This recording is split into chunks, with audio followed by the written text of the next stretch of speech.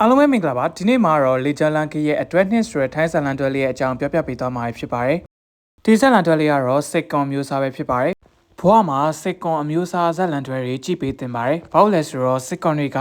ဟာတာပြက်လုံးတွေကိုအဓိကထားရိုက်ကူးပြီးတော့လူတွေကိုပျော်ရွှင်အောင်ရည်ရအောင်လုပ်ပေးတဲ့စီရီမျိုးပဲဖြစ်ပါတယ်ဒီစီရီမှာတော့ Gamaras Airlines ဆိုတဲ့လေယာဉ်လိုင်းတစ်ခုအောက်မှာတာဝန်ထမ်းဆောင်နေကြတဲ့လေယာဉ်မောင်မယ်တို့ရဲ့ကြရက်တွေအလွဲချော်လေးတွေကိုပျော်ရွှင်ရွယ်မောပေါ်ရာကြည့်ရှုခံစားကြမှာပဲဖြစ်ပါတယ်။ Attractive မှာကတော့အည်သွေးပြမိပြီးဝန်ဆောင်မှုလည်းကောင်းလွန်တဲ့ Glamorous Airline ရဲ့နောက်ွယ်ရာလှုပ်ဝက်ချက်ကိုစွန့်စားဖော်ထုတ်ဖို့အတွက် Onyu နဲ့ Krita ဆိုတဲ့လူနှစ်ယောက်ကိုတရှူအဖြစ်နဲ့စေလှော်လိုက်ရာကနေဇလန်စတင်ထားပါတယ်။အတွဲနှစ်မှာကျတော့ Glamorous Airline ရဲ့လေယာဉ်မောင်မယ်တွေဖြစ်ကြတဲ့သူတွေဟာအည်သွေးပြမိပြီးတော့ရိုးရည်လဲချော်မလှပလာမယ်ဆိုရင် First Class ဆိုတဲ့ရည်သွေးပြမိတဲ့အတန်းကိုတက်ရောက်ကြရမှာပဲဖြစ်ပါတယ်။ဒါအပြင်ဝန်ထမ်းတစ်ယောက်လည်းရောက်ရှိလာပါတယ်။သူကတော့ HR ရာထူးနဲ့တာဝန်ထမ်းဆောင်မဲ့ Pet Employ ဆိုတဲ့မျိုးသမီးပဲဖြစ်ပါတယ်။ First Class ကိုတက်ရောက်ဖို့ကတော့သူတို့အားလုံးရဲ့အိမ်မက်တွေဖြစ်ကြပါတယ်။ဒါကြောင့်သူတို့တွေ First Class ကိုတက်ရောက်နေအောင်တယောက်နဲ့တယောက်ဘယ်လိုရှင်းပြိုင်ပြီးတော့ဘယ်လိုအည်သွေးမြင့်ပြီး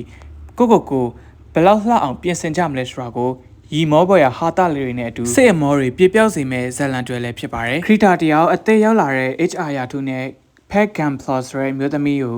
နှစ်သက်သဘောကျသွားခဲ့ပါတယ်။ခြိုင်တဲ့ ticket တို့ဟာအိတ်ခမ်းငါးခါတက်တာအောင်ဆိုတဲ့ရည်ရွယ်ချက်နဲ့တငယ်ချင်းတွေမသိအောင်အိတ်တလုံးငှားပြီးငှားရနေထိုင်ကြပါတယ်။ဒါပေမဲ့တငယ်ချင်းတွေကရိပ်မိသွားပြီးခြိုင်တဲ့ ticket တို့ရဲ့အိမ်နောက်ကိုလိုက်မွေကြတဲ့ပုံရိပ်တွေကိုအတွဲနှစ်မှာတွေ့မြင်ရမှာဖြစ်ပါတယ်။ character တွေအနေနဲ့ကလည်း season 1တုန်းက character တွေကိုပဲပြန်မြင်ရမှာဖြစ်ပါတယ်။ဒါပေမဲ့ချာဘာကတော့ season 1တုန်းကလိုမဝပဲ season 2မှာပိန်ပြီးတော့ပိုလှလာတာကိုတွေ့မြင်ရမှာဖြစ်ပါတယ်။ character ဘိုင်းကိုပြန်လည်ရှင်းပြမယ်ဆိုရင်တော့ Pet Employ ဆိုတဲ့ကမလေးဟာ season 2မှာပါဝင်လာတဲ့မိန်းကလေးတစ်ယောက်ဖြစ်ပါတယ်။သူဟာ Glamorous Airline မှာ HR ရာထူးကိုလုတ်ကင်ဖို့အတွက်ရောက်လာတာဖြစ်ပါတယ်။ဒါအပြင် Glamorous Airline ရဲ့လေယာဉ်မောင်မယ်တွေမှာဘသူက First Class ကိုတက်ဖို့အရေးချင်းပြည့်မီလဲဆိုတာကိုကဲဖြတ်ရမယ့်သူလည်းဖြစ်ပါတယ်။ Krita ကတော့ရိုးသားပြီးတော့စူးစမ်းသူဖြစ်တယ်။သူဟာအပေါ်ပါနေတတ်သူဖြစ်ပြီး Pet Employ ကိုစိတ်ဝင်စားနေတဲ့သူလည်းဖြစ်ပါတယ်။ Sky ကတော့ရည်ချင်းပြည့်မီတဲ့လေယာဉ်မယ်တယောက်ဖြစ်ပါတယ်။ဒါပေမဲ့သူ့ရဲ့အားနည်းချက်ကတော့ရုပ်ဆိုခြင်းပဲဖြစ်ပါတယ်။ဒါအပြင်လေကြောင်းလိုင်းမှာတလွဲလှုပ်ဆုံးသူလို့လည်းပြောလို့ရပါတယ်။ချာဘာကတော့ season 1နဲ့လုံးဝမတူပဲ season 2မှာထူးထူးခြားခြားပြောင်းလဲပြီးလှပလာတဲ့သူဖြစ်ပါတယ်။သူမကတော့အခြေအိမ်မှာကန်ခေတဲ့သူဖြစ်ပါတယ်။